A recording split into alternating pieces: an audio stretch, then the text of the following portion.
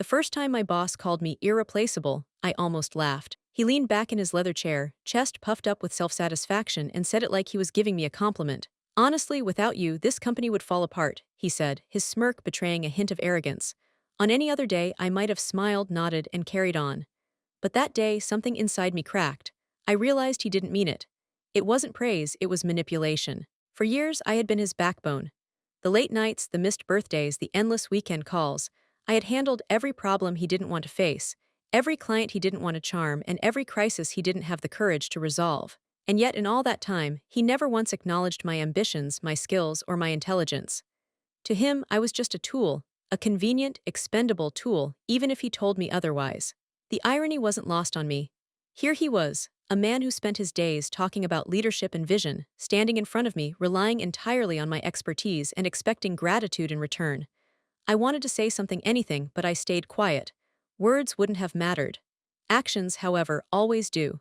And that was the moment I realized I had a choice. Continue to prop him up, or take control and rewrite the story. It started subtly. I began paying attention to everything he ignored: the financial mismanagement, the overlooked contracts, the outdated systems. Every mistake he made was a window that showed me how fragile his authority really was. Clients had complained to me behind his back. Employees whispered in hallways. I collected information quietly, systematically, like a strategist preparing for a battle. And all the while, he kept calling me irreplaceable, unknowingly reinforcing the truth. If anyone could replace him, it would be me. That evening, I stayed late at the office, reviewing reports, emails, and financial statements. Each page told a story of opportunity squandered, of decisions poorly made, of a leader who relied on fear and charm instead of competence. I made notes, highlighted numbers, traced patterns, and built a clear picture. By the time I left, the office was empty, the lights dimmed, and the night quiet. But inside me, a fire was burning. I wasn't angry exactly. I was focused. Calculated. The next morning, I walked in with the same calm, professional demeanor I always wore. He greeted me with the same smug grin, probably expecting me to gush about his leadership genius. Instead, I smiled politely and asked for updates on the revenue forecasts, staffing issues, and client acquisition plans. As he stumbled through vague responses, I could see cracks forming. The more he tried to assert dominance, the more obvious his incompetence became. He relied on charm and reputation, while I relied on knowledge and action. Over the next few months, I quietly positioned myself. I cultivated relationships with key clients, built trust with senior managers, and became the central node in the company's operations. People began coming to me first, even for decisions technically under his authority. They respected me, trusted me, and most importantly, listened to me. I didn't make a single misstep, didn't act impatient or hasty. I simply let my competence do the talking. And then came the day he made his biggest mistake yet.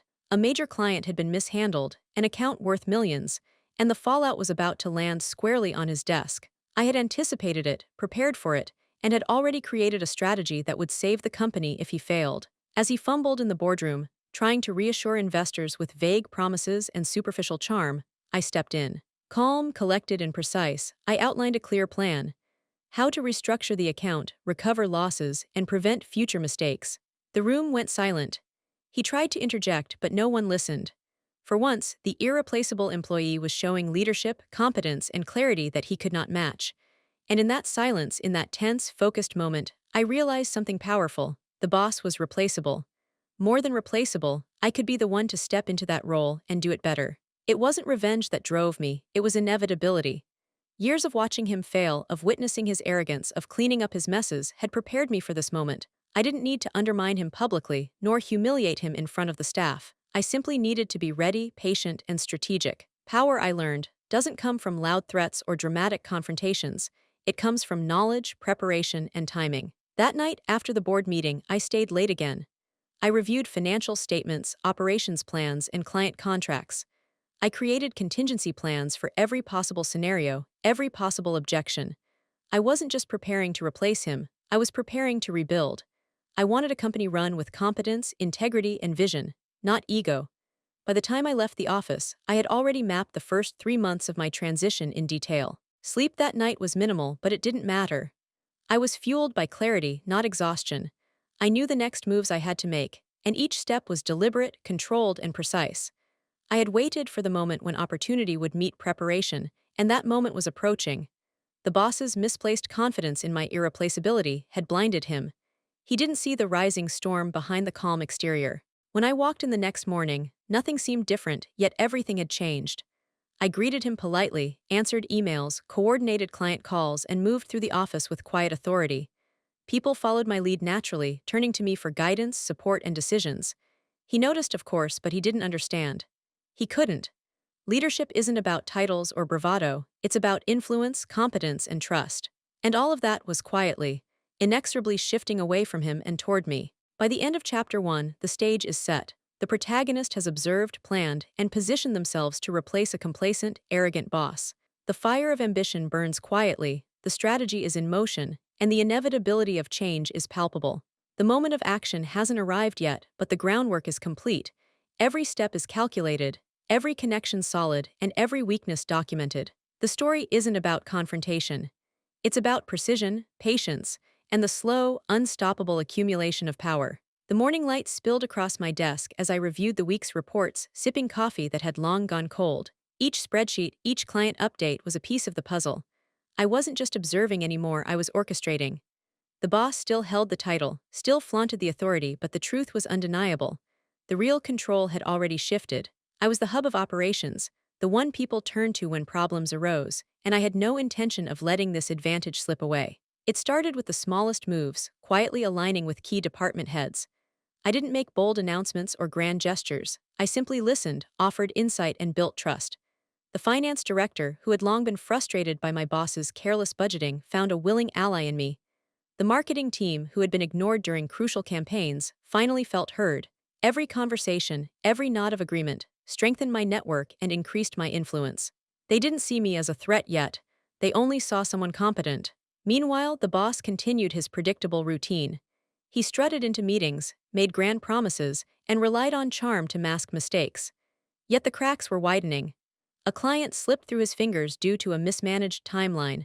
An investor questioned the company's risk strategy. I was always there to smooth things over, to offer solutions before the consequences could spiral. With every correction, I grew more indispensable, not in his eyes, but in the eyes of the people who actually ran the company. I spent nights creating detailed playbooks, documenting every process, every protocol, and every contingency. I wasn't just planning to replace him, I was planning to elevate the company beyond his limited vision. Each department had a roadmap, each project had benchmarks, and each client had a strategy for retention and growth. This wasn't just preparation, it was transformation. The foundation I laid now would make the eventual transition seamless. One morning, a meeting was called for a high-stakes client negotiation. The boss arrived, all confidence and bravado, ready to charm the executives. But he faltered almost immediately. The client had questions about operational efficiency, metrics, and growth strategy, questions he couldn't answer. He glanced at me nervously, hoping I'd rescue him. And I did. Calm, concise, and fully prepared, I presented data-backed strategies, highlighting potential growth, and addressing every concern before they could press further. The room changed instantly. The executives leaned in, nodded, and started taking notes. I watched my boss shrink back, attempting to interject but ignored. For the first time, the authority he had leaned on for years was challenged, not by confrontation but by competence. That moment cemented something crucial in my mind. He could be replaced, and I would be the one to do it. But patience was still key.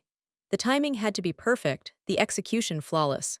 I also started quietly mentoring promising employees, those who had been overlooked or undervalued. I showed them new strategies, opened doors, and offered guidance. In doing so, I built loyalty. People began to associate growth, opportunity, and competence with me, not him. He remained the figurehead, the face the company saw from the outside, but internally, I was the leader. And that internal respect would matter more when the time came to make my move. One evening, I stayed behind after everyone had left. The office was silent except for the faint hum of computers and the occasional creak of the building settling. I reviewed contracts, analyzed financial projections, and studied market trends. Each hour spent was an investment in inevitability. I knew that replacing him wasn't about confrontation, it was about inevitability. When the moment came, it had to be undeniable, irrefutable, and perfectly executed. The boss, oblivious to the depth of my preparation, continued to underestimate me. He called me into his office one afternoon, a smug smile plastered across his face. "I don't know what I'd do without you," he said. "Truly, you're irreplaceable." I nodded politely, hiding the quiet smirk forming on my lips. He had no idea that the very competence he praised had already shifted the balance of power. I wasn't irreplaceable to him, I was ready to replace him. I also leveraged my growing influence outside the company. Industry leaders, investors, and even journalists had started noticing my name. I attended conferences, delivered presentations, and subtly positioned myself as a thought leader. Each appearance, each article, and each recommendation built credibility. When the time came, my reputation would amplify the authority I already commanded internally. He would have no choice but to step aside or be exposed. Weeks turned into months, and every step I took was deliberate. I avoided arrogance, avoided overplaying my hand, and kept the appearance of loyalty. I responded to his emails promptly, attended meetings on time, and even offered assistance with initiatives he started. To an observer, I was still the loyal employee. But internally, every action was part of a larger chessboard. Each move increased my influence. Each decision highlighted his weaknesses, and each interaction strengthened the inevitability of change. Then came the crisis I had anticipated for months. A major client threatened to withdraw a multi-million-dollar contract due to mismanagement on his end. Panic rippled through the executive team, and everyone instinctively turned to me. Calm and composed, I presented a recovery strategy that not only secured the client, but also positioned the company for future growth. The board members began taking notes, asking questions directed at me rather than him. It was subtle but undeniable. The perception of leadership had shifted. That evening, as I left the office, I realized something profound. Years of silent observation, preparation, and deliberate action had created a situation where replacing him wasn't just possible, it was necessary for the company's survival. And I would be the one to do it. The thrill of anticipation coursed through me, but I reminded myself that patience was still essential. One wrong move, and the delicate balance could collapse. By the end of Chapter 2, the stage is set. The protagonist has gained undeniable influence, built loyalty among staff, earned credibility with clients, and anticipated crises, all while maintaining the appearance of loyalty to the boss. The groundwork for a takeover is complete, but the actual moment of action and confrontation has not yet arrived. The chapter highlights strategy, patience, and the meticulous buildup of POW. The morning the board meeting was called, I arrived at the office earlier than usual, a quiet calm settling over me. The tension in the air was palpable, though most people didn't notice it yet. They were expecting another routine meeting, another round of excuses from the boss, and another display of empty charm. What they didn't know was that this meeting would mark the turning point. The moment months of careful planning, observation, and quiet influence would finally become undeniable action. The conference room was filled with the usual faces: senior executives, managers, and a few board members who had flown in for quarterly reviews. My boss, sitting at the head of the table, radiated confidence, the same overinflated self-assurance he wore like a suit. I sat slightly to the side, taking notes, checking details, and observing. Everyone expected him to lead the conversation, but today the rules had changed. As the meeting began, he launched into his usual spiel about growth, projections, and strategy, but it was clear immediately that the board had questions he couldn't answer. One by one, they asked about operational inefficiencies, client retention metrics, and financial planning. Each time, he hesitated, stumbled, or offered vague reassurances. The cracks I had studied for months were widening right before my eyes. That was my cue. I leaned forward, calm and composed, and addressed the questions with precision. I cited data, referenced reports, and outlined clear strategies. Every recommendation was backed by evidence. Every statement highlighted a solution to a problem he had neglected. I didn't speak to undermine him, but my presence alone shifted the room. The board began to turn toward me, listening intently, taking notes, and nodding in agreement. He tried to interject, of course. He waved his hand, attempted charm, and inserted vague reassurances. But the room no longer responded to him. The power dynamics had shifted subtly but irrevocably. Every misstep he made, every hesitation, only highlighted the contrast between his leadership and mine, and I didn't need to raise my voice or make dramatic gestures. The evidence spoke for itself. By the time the meeting ended, the decision was clear to everyone except him. I had presented a plan for immediate operational improvements, cost optimization, and client retention that was so thorough it left no room for debate. The board looked at me, not him, for approval. He left the room with a forced smile, trying to maintain the illusion of authority, but I saw the momentary panic in his eyes. He knew, deep down, that the balance had shifted. I didn't celebrate. There was no gloating, no overt displays of victory. The real work had just begun. Taking over a company, even quietly, requires precision, discretion, and absolute control. I spent the next few weeks implementing changes subtly, reassigning responsibilities, introducing new reporting structures, and mentoring key managers for more effective leadership. Staff began noticing a difference. Meetings ran smoother, projects stayed on schedule, and client satisfaction began to rise.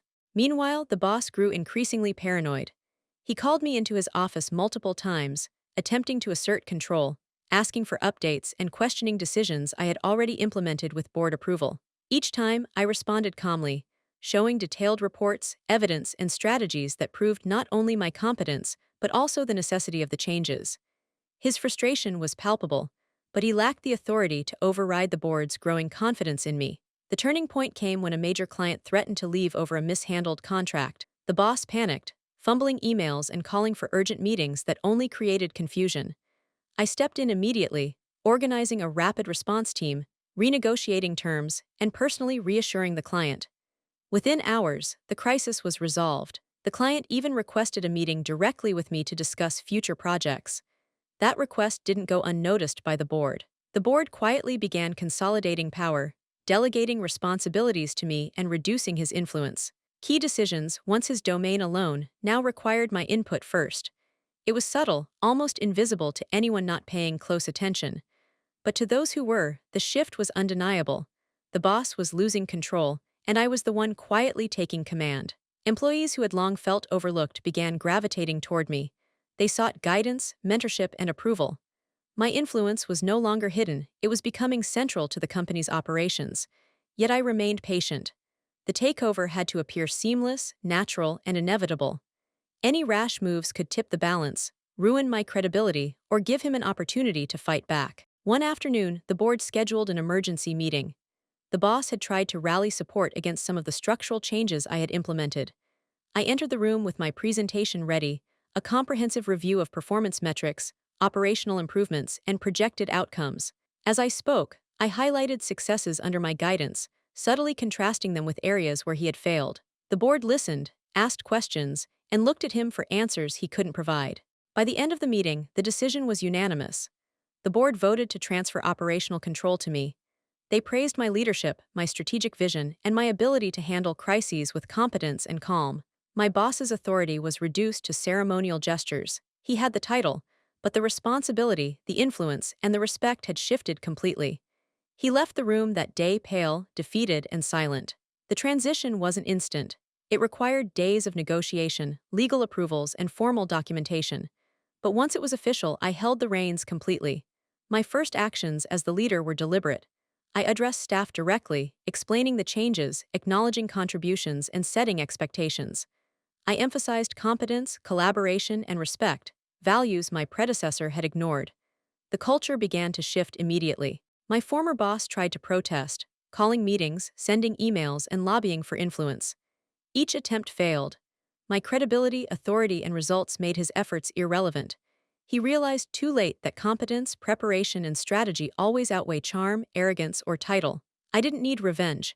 I had executed a takeover with precision, turning months of observation, patience, and careful planning into undeniable leadership. By the end of Chapter 3, the protagonist has successfully completed the takeover.